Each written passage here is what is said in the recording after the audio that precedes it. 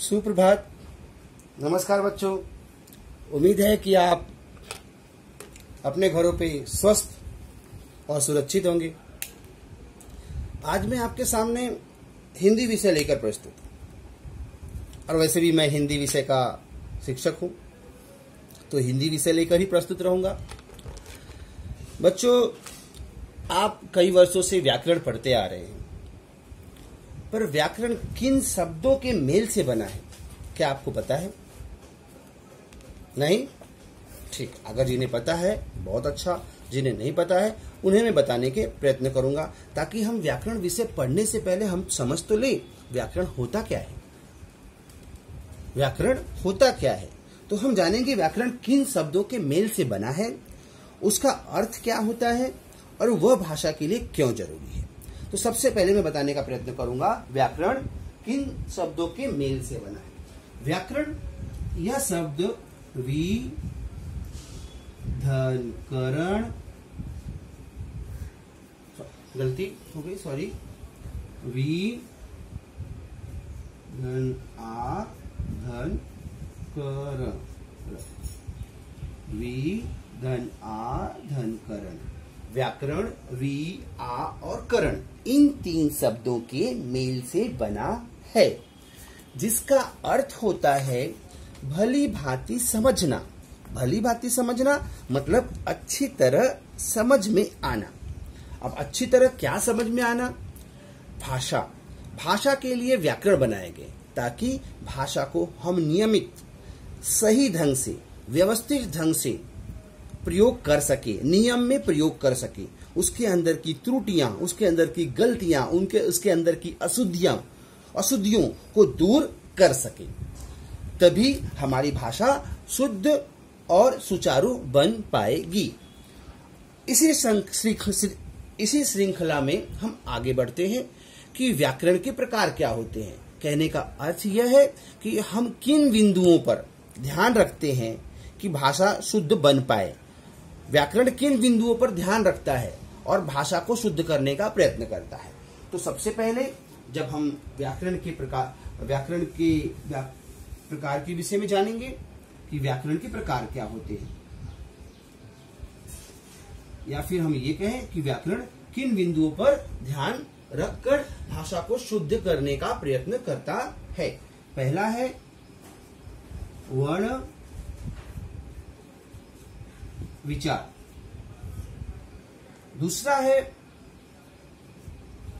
शब्द विचार, तीसरा है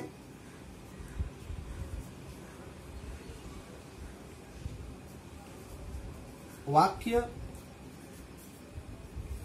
विचार। अब आपके मन में प्रश्न आ रहा होगा कि वर्ण, शब्द और वाक्य, कहने का अर्थ है व्याकरण वर्ण के आधार पर विचार करता है, शब्द के आधार पर विचार करता है और वाक्य के आधार पर विचार करता है कि भाषा में कहाँ कहाँ त्रुटियां आ गई हैं, कहाँ कहाँ कमियां आ गई हैं, उनको सुधारने का प्रयत्न करता है। अब हम थोड़ा वर्ण के आधार पर जानेंगे।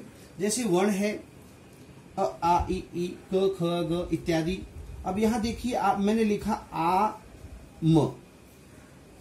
अब यह वर्ण सही ढंग से, सही क्रम में लगे हुए हैं। अगर हम इसे उल्टा कर दे म आ, जिसका कोई भी अर्थ, शाब्दिक अर्थ नहीं है, तो कहने का अर्थ है वर्ण विचार में इन बातों का ध्यान रखा जाता है। शब्द विचार में भी देखा जाता है कि शब्द सही वाक्य में सही ढंग से प्रयोग हो रहे हैं कि नहीं, क्या सही जगह सही शब्द प्रयोग हो रहा है कि नहीं, क्योंकि शब्द के कई अर्थ होते हैं और क्या सही अर्थ का शब्द सही जगह प्रयोग में आ रहा है कि नहीं, इस बात का ध्यान शब्द विचार में रखा जाता है। वर्ण विचार में शब्दों के क्रम पे ध्यान रखा जाता है और वाक्य विचार में वाक्य की शुद्धियां, वाक्य के अंदर आने वाली कमियों को दूर करने का प्रयत्न किया जाता है। फिर से मैंने जो समझाया थोड़ा सा समझाने का प्रयत्न करूंगा। व्याकरण वि धन आ धन करण इन तीन शब्दों के मेल से बना है, जिसका अर्थ होता है व्याकरण, जिसका अर्थ होता है भली भांति समझना। व्याकरण का अर्थ होता है भाषा को भली भांति समझना और उसको नियमित, व्यवस्थित और उसके अंदर की कमियों को दूर करना। व्याकरण को 3 भागों में बांटा गया, या यह कहें कि व्याकरण के 3 बिंदु होते हैं। भाषा को नियमित करने के लिए, भाषा को शुद्ध करने के लिए। पहला बिंदु होता है वर्ण विचार, दूसरा बिंदु होता है शब्द विचार और तीसरा बिंदु होता है वाक्य विचार। इन तीनों बिंदुओं को ध्यान में रखकर व्याकरण के आधार पर भाषा के अंदर पाई जाने वाली कमियों को, त्रुटियों को, गलतियों को दूर करने का प्रयत्न किया जाता है। तो बच्चों, आप व्याकरण क्या होता है, व्याकरण किन बिंदुओं पे काम करता है, आपने समझा। साथ ही साथ हम हिंदी भाषा में केवल व्याकरण ही तो नहीं पढ़ते, हम हिंदी भाषा में निबंध भी पढ़ते हैं, हम नाटक भी पढ़ते हैं, हम कहानी भी पढ़ते हैं, हम पत्र भी पढ़ते हैं, हम कविता भी पढ़ते हैं। तो ये सारी चीजें, पत्र, निबंध, कहानी, कविता, उपन्यास इत्यादि चीजें साहित्य के अंतर्गत आती हैं। साहित्य। अब आपका प्रश्न होगा कि साहित्य क्या है। अब आपका प्रश्न होगा, साहित्य का अर्थ भी हमें जानना चाहिए। साहित्य का क्या अर्थ होता है, क्या आपको पता है? ठीक है, अगर आपको पता है तो बहुत अच्छा, अगर नहीं पता है तो मैं बताने की कोशिश कर रहा हूं, आप ध्यानपूर्वक सुनिए और समझिए। साहित्य शब्द स और हित से बना हुआ है। यह शब्द भी 2 शब्दों के मेल से बना हुआ है। कहने का अर्थ है स, धन, हित, इन 2 शब्दों के मेल से शब्द बना साहित्य, जिसका अर्थ है हित करने वाला, अर्थात जो रचना समाज का हित करे उसे साहित्य कहते हैं।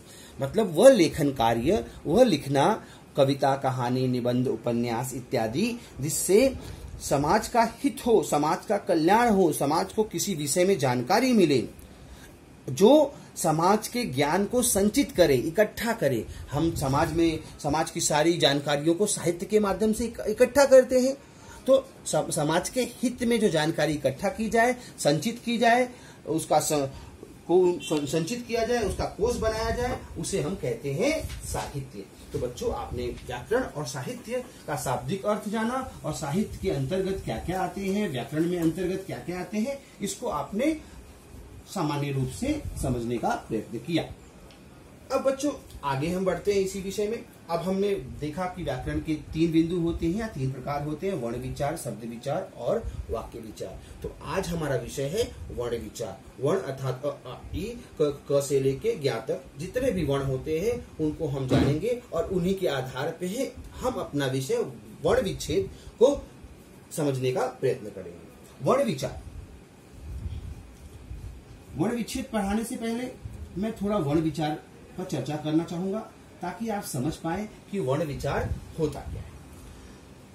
बच्चों, आपने देखा होगा कि लोग अ, आ, ई इस प्रकार से ध्वनियां निकालते थे पहले। सॉरी, आज भी लोग ध्वनियां निकालते हैं। यहाँ तक कि ट्रैफिक हवलदार संकेत से गाड़ियों को आने जाने का इशारा करता है। तो हमारे पूर्वज भी इसी अलग अलग प्रकार की ध्वनियां निकालते थे और उस ध्वनियों को उन्होंने लिखित रूप में, लिपिबद्ध रूप में लिखने का प्रयत्न किया। इसके लिए उन्होंने जो उनके मुंह से ध्वनियां आती थी उनको उन्होंने लिखकर एकत्रित किया। जैसे मुंह से निकलने वाली ध्वनि तो उन्होंने इस प्रकार लिखा। पहले अलग ढंग से लिखा था, उसमें परिवर्तन और विकास होकर ये इस प्रकार लिखा गया। आ, ई, उ, रि,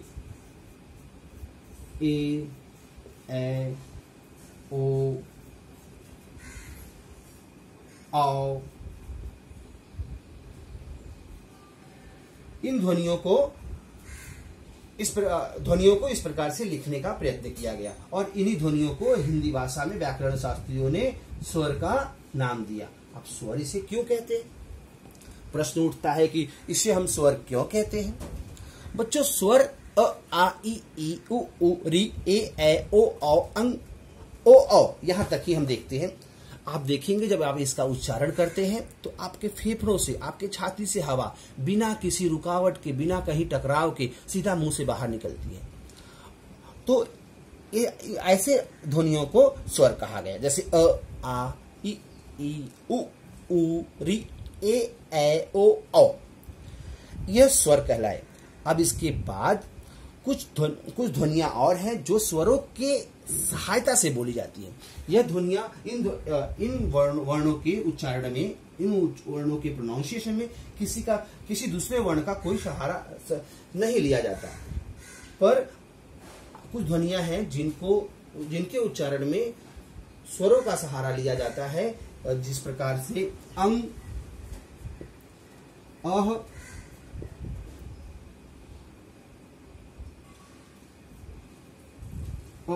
अंग, अ। देखा आपने, अंग अ का सहारा लिया, यहां भी अ का सहारा लिया गया। अंग को यह ध्वनि नाक से निकलती है, पर यह अ के सहारे बोली जाती है।